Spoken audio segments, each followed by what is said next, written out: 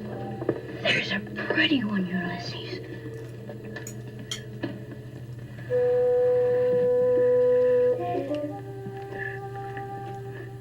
There it is. Hello, BookTube. I'm Shawn Breathes Books, and I would like to welcome one of my favorite people and favorite guests on my channel, Mikiko, joining us from Halifax, back to my channel because we have a really fun project to announce. Hello, Mikiko.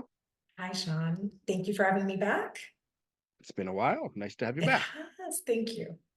So last year, Mikiko honored me by choosing about a half dozen of my five-star reads or favorite books and read them as a reading project. And Mikiko is a blogger. I'll put a link to her blog in the show notes. And so we did two videos about that. The first video was about her telling me which books she was going to read.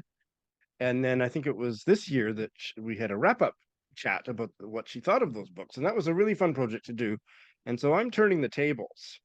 And I'm going to, in homage to Mikiko, I'm choosing a half dozen books from her Goodreads, or five-star reads, or books that she loved, or we'll find out how much she loved some of the ones I picked, but that were on her Goodreads that seemed interesting to me.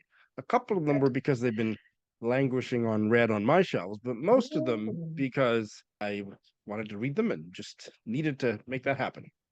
So here we are in homage to Mikiko. The other thing I'll say is Mikiko was really good about, I think you read them within a calendar year or certainly within a 12-month period. And I can't commit to that. So it might take me a year and a half or longer, but I'm really excited about diving into this project and going at my own snail's pace. Perfect. So Mikiko, are you curious about what I've chosen? I am so curious. There were a few I thought, like, I really hoped you picked, but let's see. Okay, great. Well, let's see. So you'll tell me if any of those are on here. The first one is a Japanese writer that I have never read. Ryūnosuke Akutagawa, In a Grove.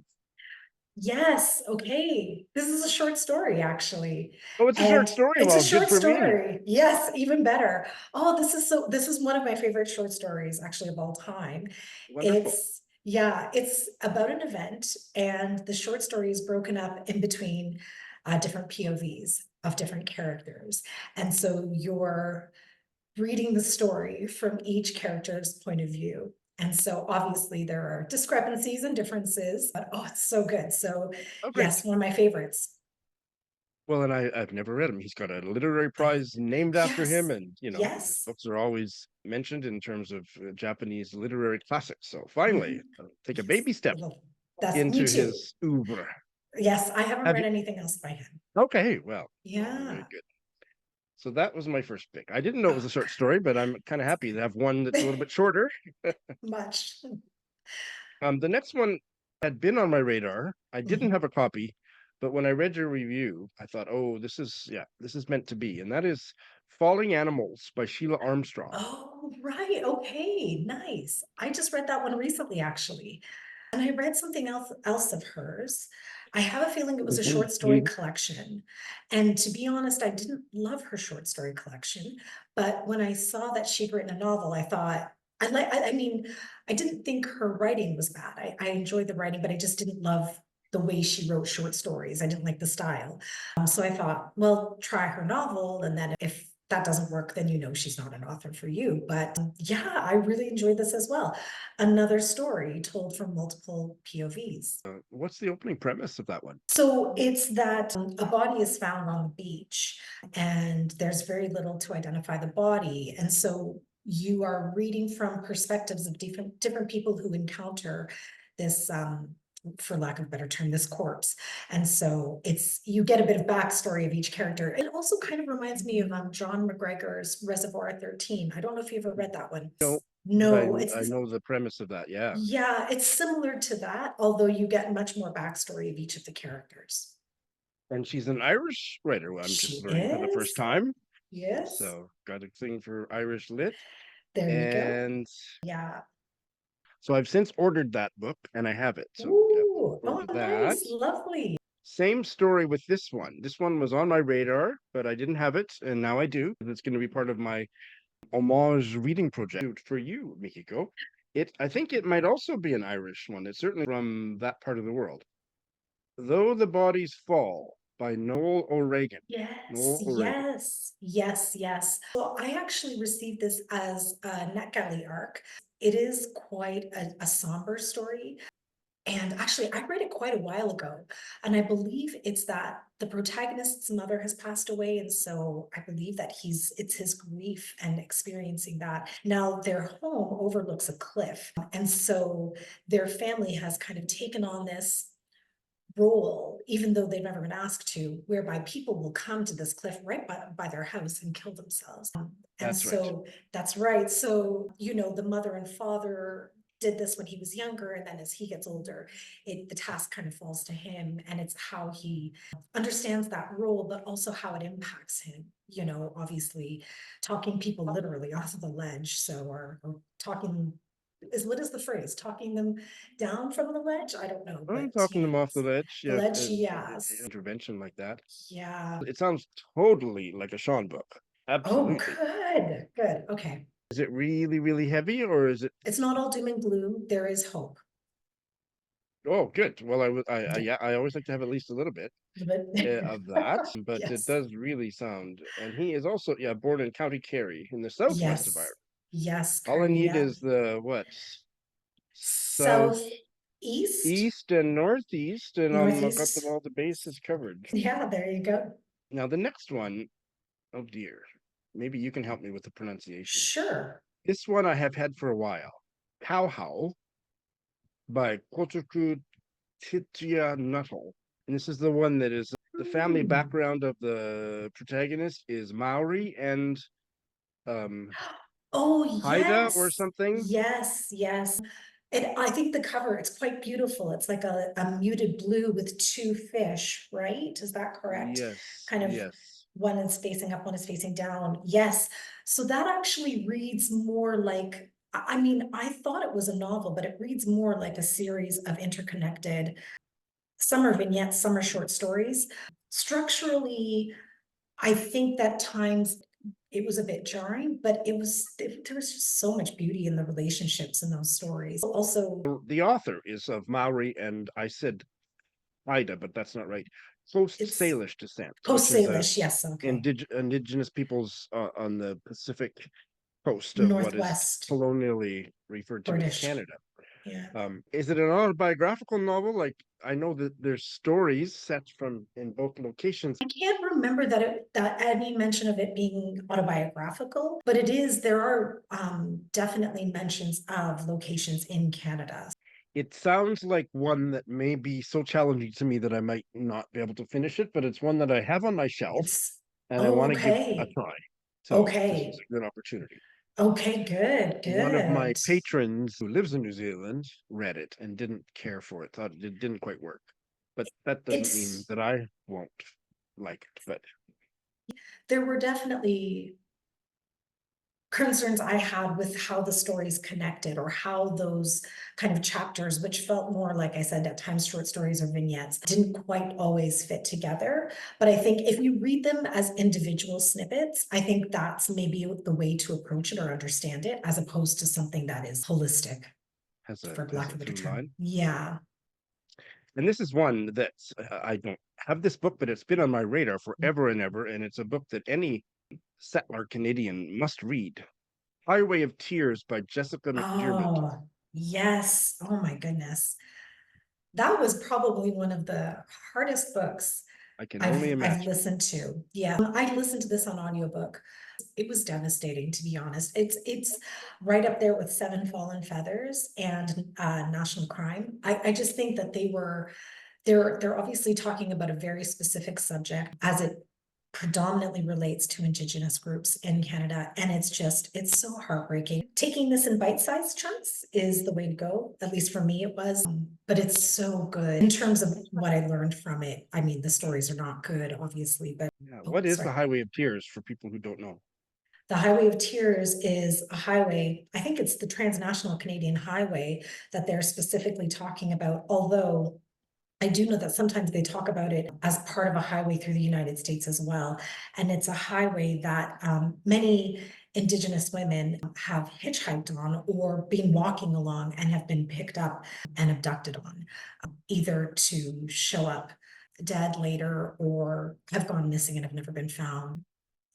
Sadly, not enough money and resources go into any investigations about these missing and murdered women in Canada. And that's where the terms missing and murdered women come from, the Highway of Tears.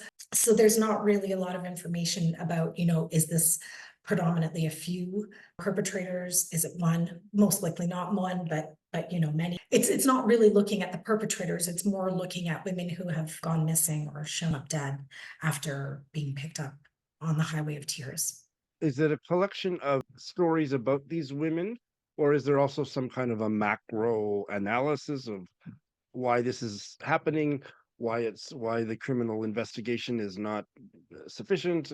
What kinds of levels does it approach? Yeah, I can't remember how much of the macro level it covers, to be honest. I do think there is some kind of, I don't want to say criticism, but there is this look at, what is lacking in terms of investigation into these missing and murdered women. How deep it goes, I can't remember, but it does talk about women specifically who have gone missing and who have been murdered. So you are getting their stories. They're not just names and dates of, being picked up and never to be seen again, or, being found dead.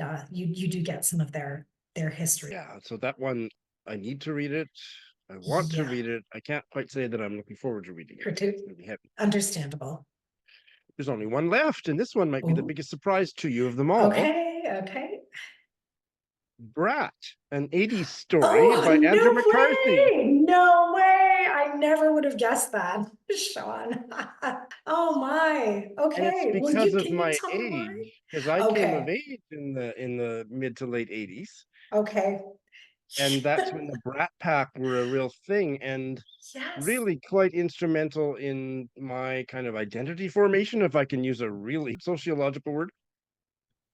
Like, I remember Andrew McCarthy's character in The Breakfast Club? I don't remember the Breakfast Club so well. No, it was what the heck is it called? It's Is my it Pretty favorite in one, and I've Pink? just blanked. No, I've just blanked on the title. Shoot. St. Elmo's Fire. St. Elmo's Fire. That's St. right. He's Elmo's not in the Fire Breakfast Club. is the one that spoke to me the most, because he was kind of portrayed to be a closeted gay man. Although I think by the end of the movie we realized, or I think he was kind of wrestling with this, Maybe whether he was bi or whatever. Yeah. And that I saw that scene right around the time that I was just coming out or had just finished coming out, and it was really a powerful scene. I was part of a friend group in university, and we all bonded over this movie and the soundtrack. Interesting. So it's very important. Such a great soundtrack. And it has my favorite line. I think it's Rob Lowe's line, where he's going to meet his girlfriend's family for the first time, and remember that one? The grandmother Yes. says, "So and so is really sick, cancer." And yes, Rob Lowe, how did you meet my granddaughter? And he says, "Prison." Oh, they're so funny in that movie. They're just so funny. I love that they play the archetypes so well. But yeah, it's such a great movie. I can't believe you're picking that book. I'm so surprised. Oh, I never read this kind of a book, but I just really have a sentimental feeling about the Brat Pack. So this, Nice. I believe, is his memoir about this period of his life. Mm-hmm. I don't know how much it goes into the experience of the other Brat Pack actors. He does talk about his relationships with a lot of those actors, including Molly Ringwald, and I think not really so much John Cryer, whom he would have starred with in Pretty in Pink, but he does talk about his relationship with the Brat Pack, the other actors in the Brat Pack, and he talks about, what the reaction was and how it impacted him, and how it also helped him understand, where he was meant to work in the world of acting, because he's admitted that he's not really comfortable in front of the camera, that he likes to direct, and he finds it more comfortable not being in focus. So, you know, he does talk about that. The Brat Pack does take up quite a lot of the book.